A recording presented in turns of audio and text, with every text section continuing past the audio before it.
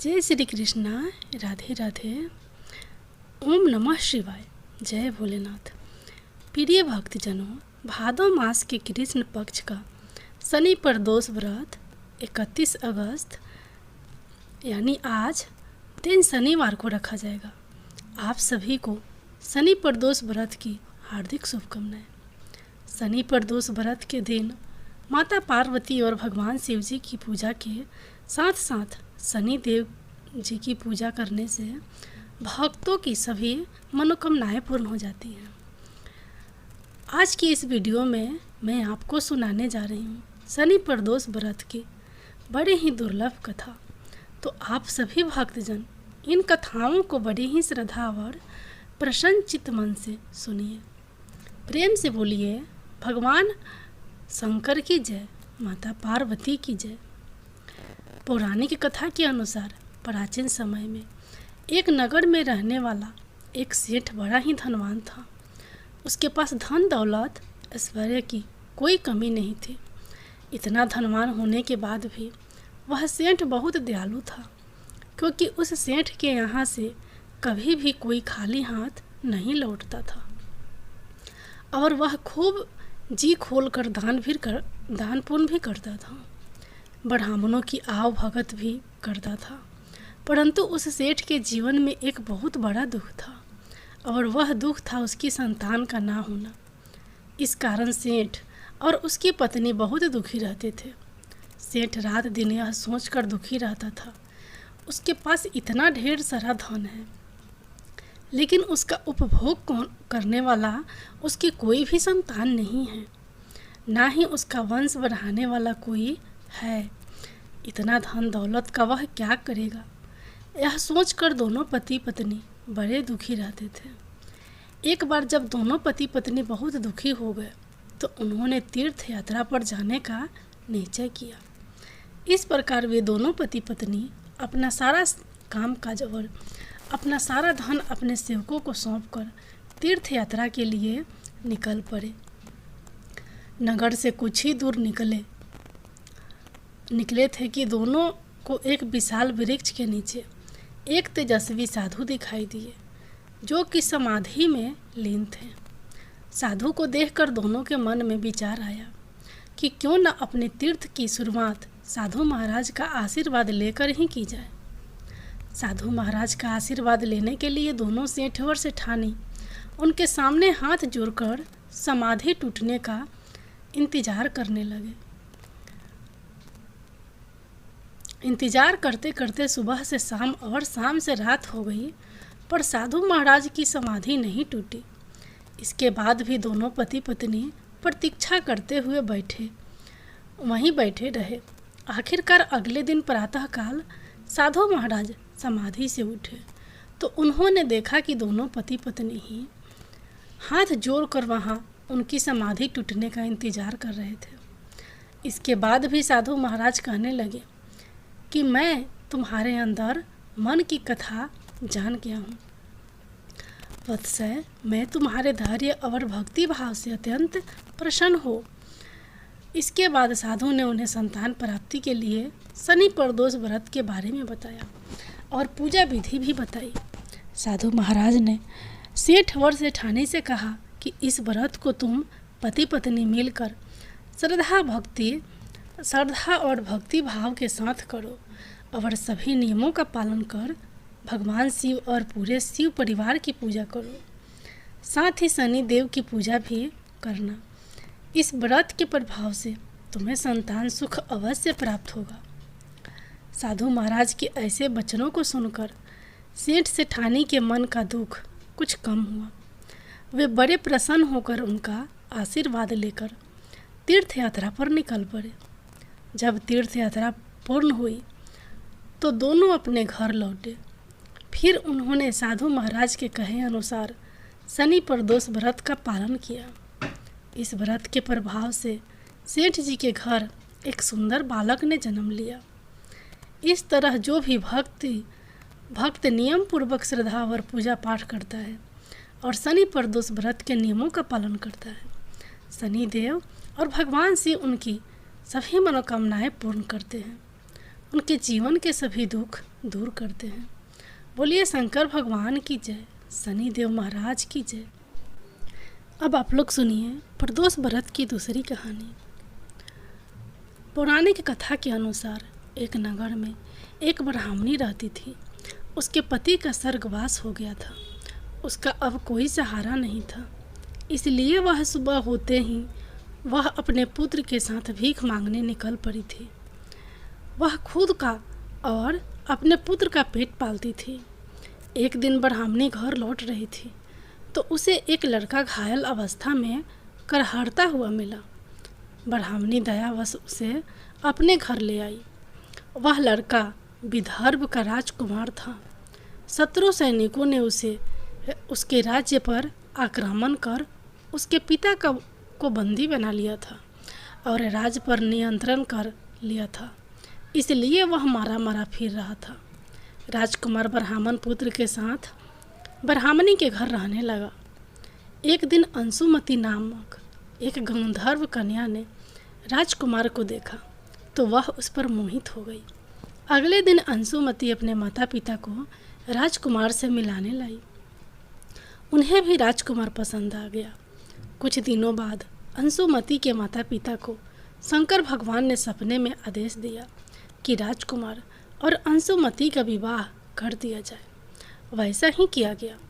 ब्राह्मणी प्रदोष व्रत करने के साथ ही भगवान शंकर की पूजा पाठ किया करती थी।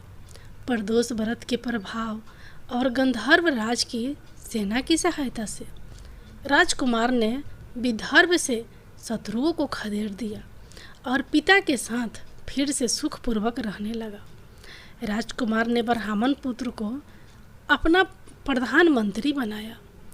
मान्यता है कि जैसे ब्राह्मणी के प्रदोष व्रत के प्रभाव से दिन बदले, वैसे ही भगवान शंकर अपने भक्तों के दिन फेरते हैं।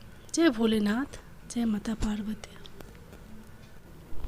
अब आप लोग सुनिए शिव कथा। बहुत समय पहले वास्कल नामक गांव में बिंदु नाम का एक ब्राह्मण रहता था। वह अधर्मी दुरात्मा और महापापी था। उसकी स्त्री बहुत सुंदर थी। उसका नाम चंचला था। वह सदा उत्तम धर्म का पालन करती थी, परंतु बिंदु वैश्यागामी था। इस तरह कुकर्म करते हुए बहुत समय व्यतीत हो गया।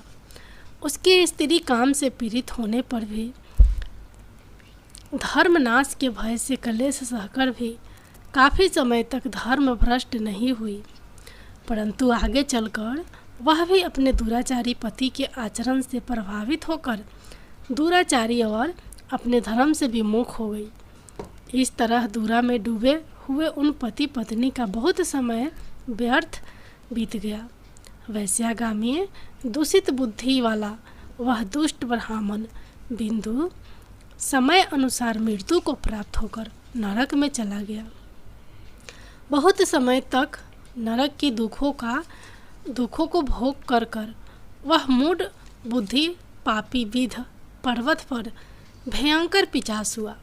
इधर उस दुराचारी बिंदु के मर जाने पर वह चंचुला नाम स्त्री बहुत समय तक पुत्रों के साथ अपने घर में रहती थी।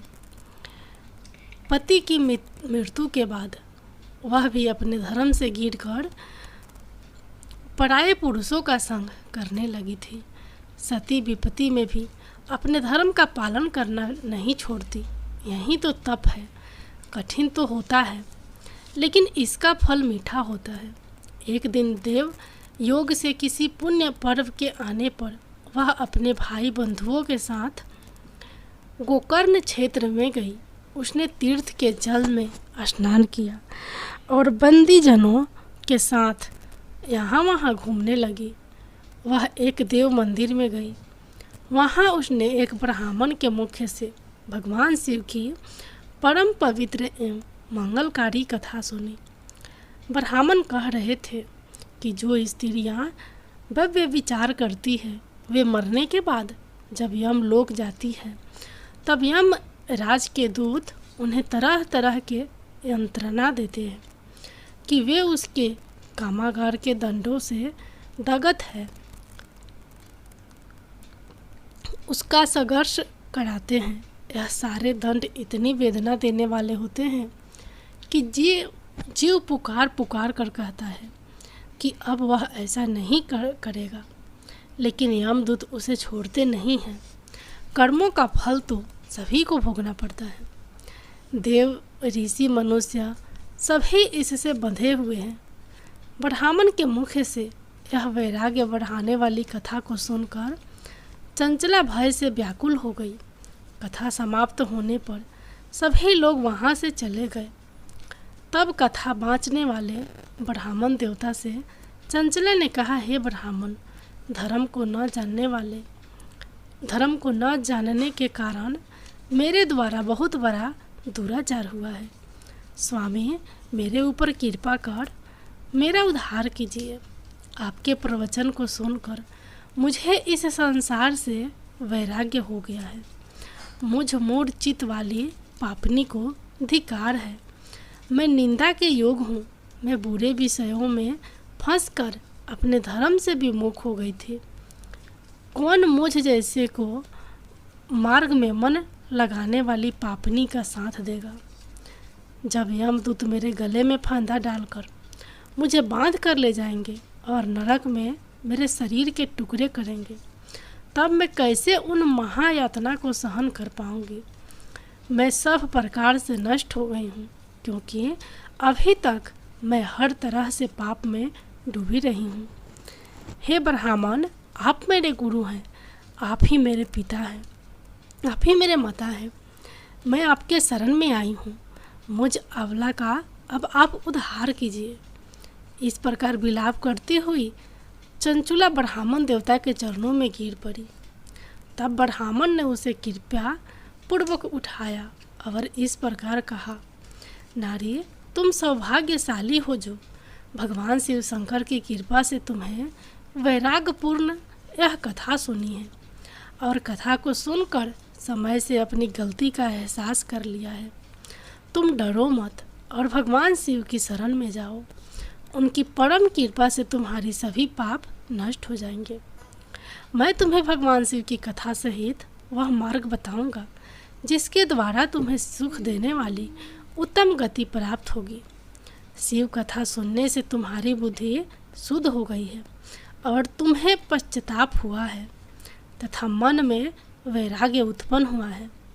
पश्चाताप ही पाप करने वाले पापियों के लिए सबसे बड़ा प्रायश्चित है। जो मनुष्य अपने कुकर्म के लिए प्रायश्चित नहीं करता वह उत्तम गति प्राप्त नहीं करता, परंतु जिसे अपने कुकृत्य पर हार्दिक पश्चाताप होता है वह अवश्य ही उत्तम गति का भागीदार होता है। इसमें कोई शक नहीं है। शुद्ध चित्त में ही भगवान शिव और माता पार्वती का वास होता है। वह शुद्ध आत्मा पुरुष सदा शिव के पद को प्राप्त होता है। इस कथा का श्रवण सभी मनुष्यों के लिए कल्याणकारी है, अतः इसकी आराधना और सेवा करनी चाहिए। हे ब्राह्मण पत्नी, तुम अन्य विषयों से अपने मन को हटाकर भगवान शंकर की इस परम पावन कथा को सुनो। इससे तुम्हारे चित्त की शुद्धि होगी और तुम्हें मोक्ष की प्राप्ति होगी। जो मनुष्य निर्मल हृदय से भगवान शिव के चरणों का चिंतन करता है उसकी एक ही जन्म में मुक्ति हो जाती है। यह कहकर वे ब्राह्मण चुप हो गए। उनका हृदय करुणा से भर गया। वे ध्यान में मगन हो गए। ब्राह्मण का यह उपदेश सुनकर चंचुला के नेत्रों में आनंद के आंसू छलक आए। वह हर्ष भरे हृदय से ब्राह्मण देवता के चरणों में गिर गई और हाथ जोड़कर बोली कि मैं कृतार्थ हो गई है। हे ब्राह्मण, शिव भक्तों में श्रेष्ठ स्वामी, आप धन्य हैं। आप परमार्थदर्शी हैं और सदा परोपकार में लगे रहते हैं। साधुओं, मैं नरक के समुद्र में गिर रही हूँ, कृपया करके मेरा उद्धार कीजिए। जिस पौराणिक और अमृत के समान कथा की बात आपने की है उसे सुनकर ही मेरे मन में वैराग्य उत्पन्न हुआ। उस अमृतमय कथा को सुनने के लिए मेरे मन से बड़ी श्रद्धा हो रही है। कृपया आप मुझे उसे सुनाइए। कथा सुनने की इच्छा मन में लिए हुए चंचला उन ब्राह्मण देवता की सेवा में वहीं रहने लगी। उस गोकर्ण नामक महाक्षेत्र में उन ब्राह्मण देवता के मुख से चंचुला भगवान शिव की भक्ति, ज्ञान और वैराग्य बढ़ाने वाले और मुक्ति देने वाली परम उत्तम कथा सुनकर कृतार्थ हुई। उसका चित्त शुद्ध हो गया। वह अपने हृदय में शिव के सगुणों रूप का चिंतन करने लगी। वह सदैव शिव सच्चिदानंदमय स्वरूप का स्मरण करती थी। इसके बाद अपना समय पूर्ण होने पर चंचला ने बिना किसी कष्ट के अपना शरीर त्याग दिया। उसे लेने के लिए एक दिव्य विमान वहां पहुंचा। वह विमान शोभा साधनों से सजा था और शिव गणों से सुशोभित था। चंचला विमान से पूरी पहुंची, उसके सारे पाप धुल गए। वह दिव्य रूप धारिणी दिव्यांगना हो गई थी। वह गौरांग देवी मस्तक पर अर्धचंद्र का मुकुट और अन्य दिव्य आभूषण पहने शिवपुरी में पहुंची। वहां उसने सनातन देवता त्रिनेत्रधारी महादेव शिव को देखा। सभी देवता उनकी सेवा में भक्ति भाव से उपस्थित थे। उनकी अंग क्रांति करोड़ों सूर्य के समान प्रकाशित हो रही थी। 5 मुख और हर मुख में 3-3 नेत्र थे। मस्तक पर अर्ध चंद्र आकार मुकुट शोभायमान हो रहा था। कंठ में नील चिह्न। उनके साथ में देवी गौरी विराजमान थी, जो विद्युत पुंज के समान प्रकाशित हो रही थी। महादेव जी की कांति कपूर के समान गौर थी। उनके शरीर पर श्वेत वस्त्र थे तथा शरीर श्वेत भस्म से युक्त था। इस प्रकार भगवान शिव के परम उज्ज्वल रूप के दर्शन कर चंचुला बहुत प्रसन्न हुई। उसने भगवान को बारंबार प्रणाम किया और हाथ जोड़कर प्रेम, आनंद और संतोष से युक्त होकर विनीत भाव से खड़ी हो गई।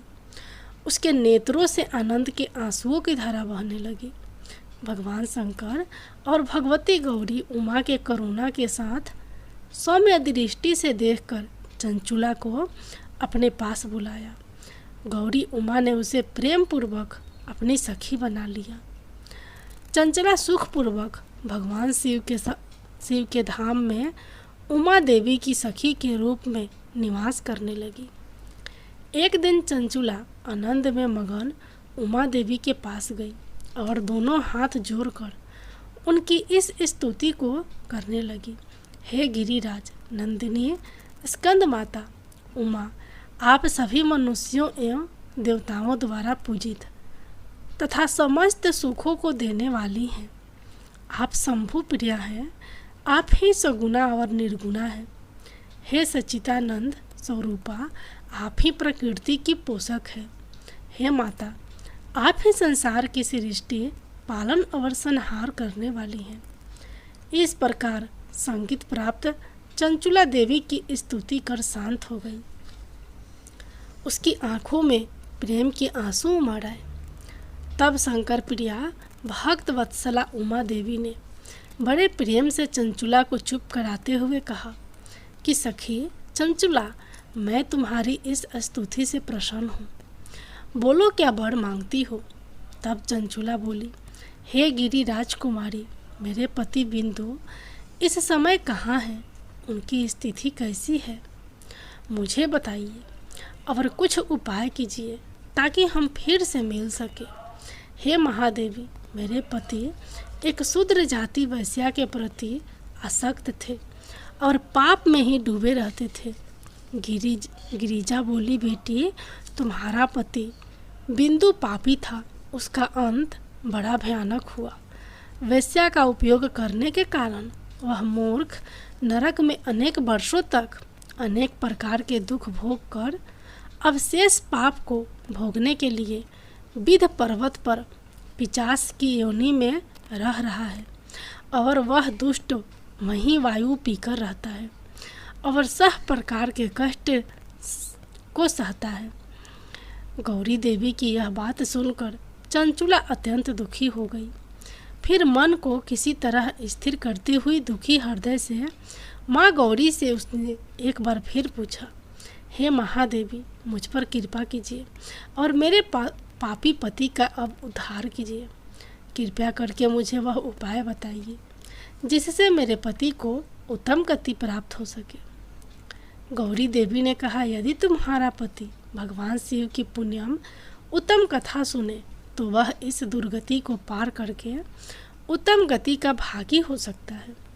अमृत के समान मधुर गौरी देवी के यह वचन सुनकर चंचुला ने दोनों हाथ जोड़कर मस्तक झुकाकर उन्हें बार बार प्रणाम किया और प्रार्थना की कि मेरे पति को भगवान शिव की कथा सुनाने की व्यवस्था कीजिए। ब्राह्मण पत्नी चंचुला के बार बार प्रार्थना करने पर शिव प्रिया गौरी देवी ने भगवान शिव की महिमा का गान करने वाले गंधर्वराज तुमरो को बुलाकर कहा, तुमरो, तुम्हारी भगवान शिव में प्रीति है। तुम मेरे मन की सभी बातें जानकर मेरे कार्यों को सिद्ध करते हो। तो मेरी इस सखी के साथ विंध्य पर्वत पर जाओ और वहाँ एक महाघोर और भयंकर पिशाच रहता है। पूर्व जन्म में वह पिशाच बिंदु नामक ब्राह्मण मेरी इस सखी चंचला का पति था। वह वेश्यागामी हो गया था। वह स्नान संध्या आदि नित्य कर्म छोड़कर अपवित्र रहने लगा। क्रोध के कारण उसकी बुद्धि नष्ट हो गई। दर्जनों से उसकी मित्रता और सज्जनों से द्वेष बढ़ गया था। वह अस्त्र शस्त्र से हिंसा करता, लोगों को सताता और उनके घरों में आग लगा देता था। चंडाल से दोस्ती करता और वह रोज वेश्या के पास जाता था। पत्नी को त्याग कर दुष्ट लोगों से दोस्ती कर उन्हीं के संपर्क में रहता था। वह मृत्यु तक दुराचार में फंसा रहा। मृत्यु के बाद उसे पापियों के भोग स्थान यमपुरी में ले गए। वहाँ घोर नरक को सहकर इस समय वह विंध्य पर्वत पर पिशाच बनकर रह रहा है और पापों का फल भोग रहा है। तुम उसके सामने परम पुण्यम का नाश करने वाली भगवान शिव की दिव्य कथा का प्रवचन करो। इस कथा के सुनने से उसका हृदय सभी पापों से मुक्त होकर शुद्ध हो जाएगा और वह प्रेत योनि से मुक्त हो जाएगा। दुर्गति मुक्त होने पर उस बिंदु नामक पिशाच को तुम विमान पर बिठाकर भगवान शिव के पास ले आना। माँ उमा का आदेश पाकर गंधर्वराज तुमरो प्रसन्नतापूर्वक अपने भाग्य की सराहना करते हुए चंचुला को साथ लेकर विमान से पिशाच के निवास स्थान विंध्य पर्वत पर गया। वहां पहुंचकर उसने विशाल आकृति वाले पिशाच को देखा।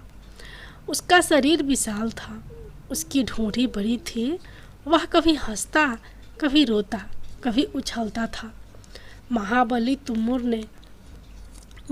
तुमरू ने बिंदु को कथा वाचने के लिए स्थान तलाश कर मंडप की रचना की। शीघ्र ही इस बात का पता लोगों को चल गया कि एक पिशाच के उद्धार हेतु देवी पार्वती की आज्ञा से तुमरू भगवान शिव की कथा सुनाने विंध्य पर्वत पर आया है।